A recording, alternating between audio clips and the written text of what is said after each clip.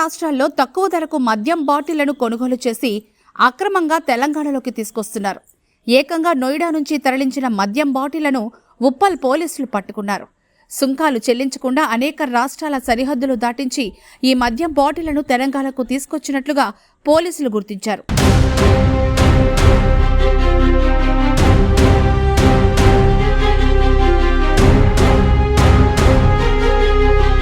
Municipal ఎన్నికల వేళ ఓటర్లను ప్రలోభపెట్టేందుకు ఈ మద్యం బాటిళ్లను తీసుకొచ్చినట్లు తెలుస్తోంది. ఇటీవల పంచాయతీ ఎన్నికల సందర్భంగానూ నిందితులు ఇలా మద్యం బాటిళ్లను అక్రమంగా తీసుకొచ్చినట్లు పోలీసుల విచారణలో నిందితులు తెలిపారు.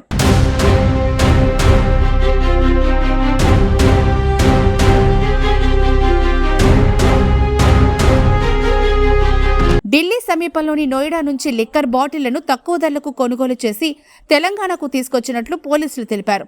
2,50,000 రూపాయల విలువైన 84 మద్యం బాటిళ్లను స్వాధీనం చేసుకున్నారు. నిందితులు ఉపయోగించిన కారును, సెల్ ఫోన్లను స్వాధీనం చేసుకున్నారు. ఢిల్లీ ప్రాంతం నుంచి ఒక కారులో నాన్ డ్యూటీ పెయిడ్ లిక్కర్ దిగుమతి అవుతోందని పోలీసులకు విశ్వసనీయ సమాచారం అందింది. దీంతో ఎస్టీఎఫ్బీ టీం లీడర్ ప్రదీప్ రావు, సీఐ భిక్షారెడ్డి, ఎస్ఐ బాలరాజు నేతృత్వంలో పోలీసుల బృందం ఉప్పల్ భగాయత్ ప్రాంతంలో కాపు కాచి కారుని పట్టుకున్నారు.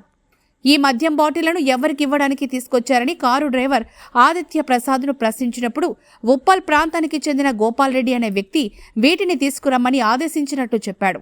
నోయిడాలోని మద్యం దుకాణంలో ఆయనే డబ్బులు చెల్లించినట్లు పోలీసులు గుర్తించారు. నిందితుడిచ్చిన సమాచారం మేరకు ఉప్పల్లో ఓ అపార్ట్మెంట్లో నివాసం ఉండే గోపాల్ రెడ్డిని పోలీసులు అదుపులోకి తీసుకున్నారు.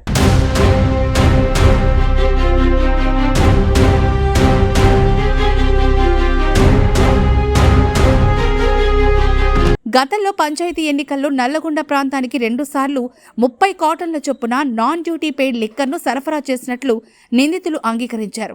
ఈ కేసులో 3 నిందితులపై కేసు నమోదు చేసి అరెస్టు చేశామని పోలీసులు తెలిపారు.